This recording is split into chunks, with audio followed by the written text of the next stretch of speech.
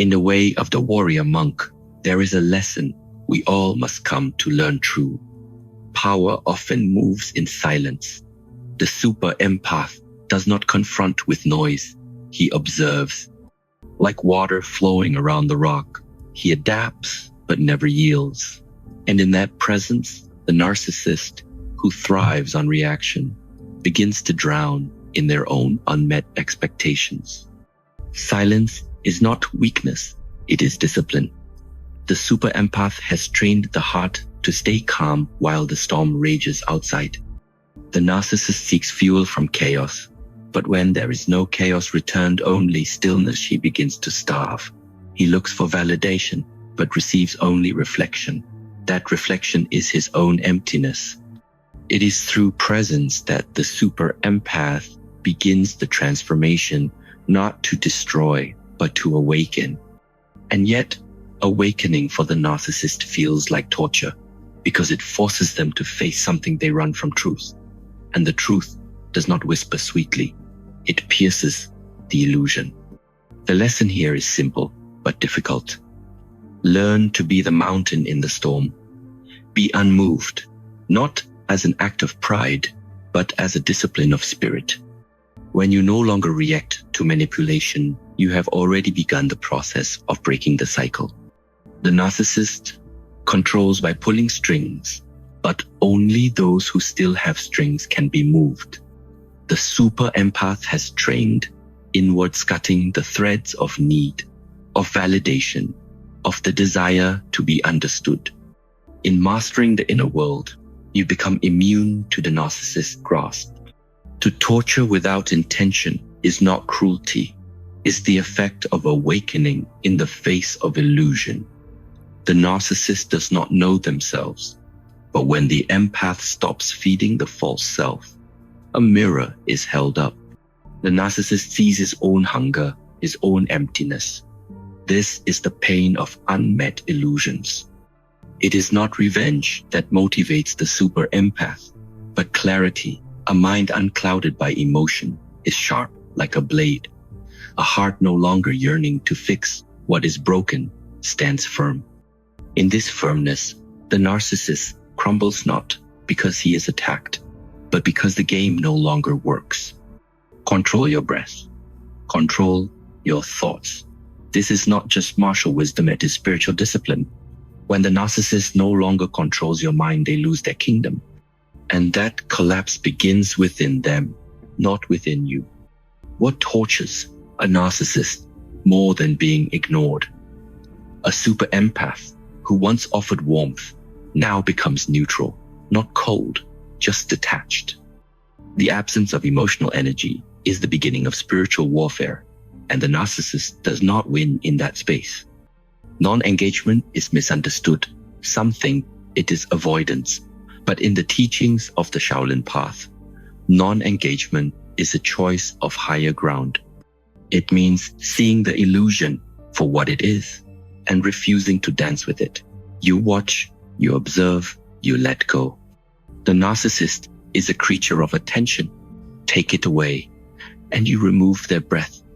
Every game, every manipulation requires your participation.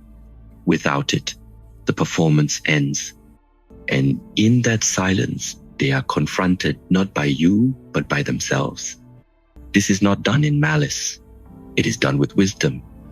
The empath walks away, not in anger, but in peace. And that peace, the thing the narcissist can never hold, becomes their torment. Because in your peace, you carry something they cannot steal. The super empath is not without emotion, but he has learned not to be ruled by it. Like the monk sitting in meditation while thunder crashes around him, he knows that emotion is a wave, temporary, passing, and never defining. He rides the wave, but does not drown in it.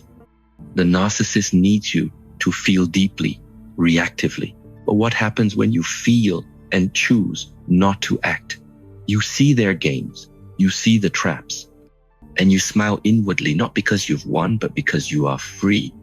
Freedom from emotional reactivity is the beginning of emotional mastery. It means the narcissist cannot push your buttons because you have taken back the control panel. You have studied your own mind. You know where you are vulnerable and you have sealed the gates. This elevation, this detachment is not coldness. It is compassion without sacrifice.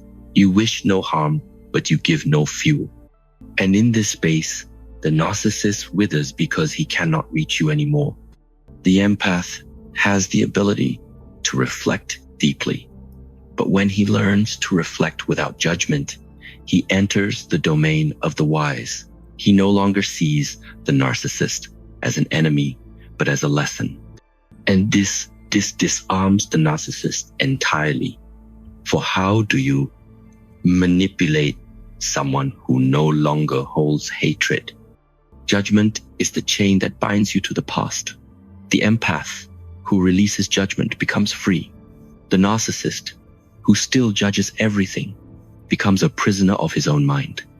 So the empath's greatest act is not to fight, but to liberate. And in that liberation, the narcissist feels abandoned not by the empath, but by the fantasy of control.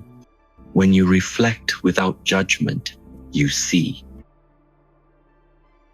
things as they are not, as your pain paints them. You begin to see the narcissist suffering. You begin to understand. But understanding is not agreement. It is clarity without attachment. This, too, is power. To see clearly, to feel deeply, and yet not be moved into drama. This is spiritual maturity. And maturity to the narcissist is a mirror they cannot bear to look into. For in that mirror, they see not dominance, but their own unhealed wounds. Many confuse compassion with weakness, but true compassion has boundaries. The empath who has walked through fire now understands that to give endlessly is not love, it is self-abandonment. The super empath tortures the narcissist not by cruelty, but by no longer surrendering to the illusion of guilt. Compassion without submission is the highest form of self-respect. You feel for the narcissist, yes, but you do not fold for them. You listen to your intuition, but you do not silence your truth to keep their ego intact. And in doing this, the empath reclaims their power. The narcissist cannot handle boundaries wrapped in kindness. They expect a fight, but what they meet is calm certainty. This is the spiritual sword of the empath, not loud but unbreakable. It cuts through deception with grace. This form of compassion forces the narcissist to confront something terrifying, the reality that they are not entitled to your light. And when that light no longer bends to their will, it becomes too bright for them to bear. Stillness is often misread. To the narcissist, it seems like weakness, but to the trained heart, stillness is preparation. The empath sits in silence, not to escape, but to understand. And in that understanding, the narcissist mask begins to slip. The narcissist survives by wearing masks, charming, powerful, intelligent.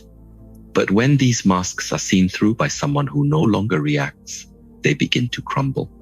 Stillness gives space for the truth to emerge. It shines light on shadows. This is where the torture begins, not from aggression, but from clarity. When the empath no longer plays the emotional game, the narcissist's mask no longer works. And in that moment, their identity is threatened, not by you, but by the truth. The spiritual warrior does not expose others to hurt them. He allows time and truth to do the work. And time, when accompanied by silence, becomes a mirror too sharp for falsehood to survive. Energy is currency. The narcissist demands it in the form of attention, admiration, fear, or conflict. But when the empath no longer pays this currency, the narcissist goes bankrupt. It is not punishment, it is detachment. The empath has learned this. Not all who are hungry must be fed, and the narcissist is always hungry, not for food, but for validation. So when the super empath stops feeding that hunger, the narcissist feels abandoned, not physically, but energetically. This starvation is spiritual. The narcissist, who once thrived on the empath's emotional responses, now finds emptiness. There are no arguments, no explanations, no begging, only peace. And peace, for someone addicted to chaos, is unbearable. Withdrawing energy is not cruelty, it's clarity. The empath sees the game and exits quietly, firmly. The narcissist remains, trying to provoke, trying to regain control. But the empath has evolved beyond that level of the game. The empath's journey is not one of revenge, but of awakening. He becomes a warrior, not one who fights with fists, but with wisdom. The narcissist may think he has won many battles, but when the empath becomes conscious, the war ends, because the game is no longer played. This inner warrior is forged through suffering. Each wound becomes a lesson. Each tear becomes a teacher. And in time, the empath learns to no longer seek peace from others, but to create it within. This unshakable peace is the end of manipulation. The narcissist cannot understand this transformation.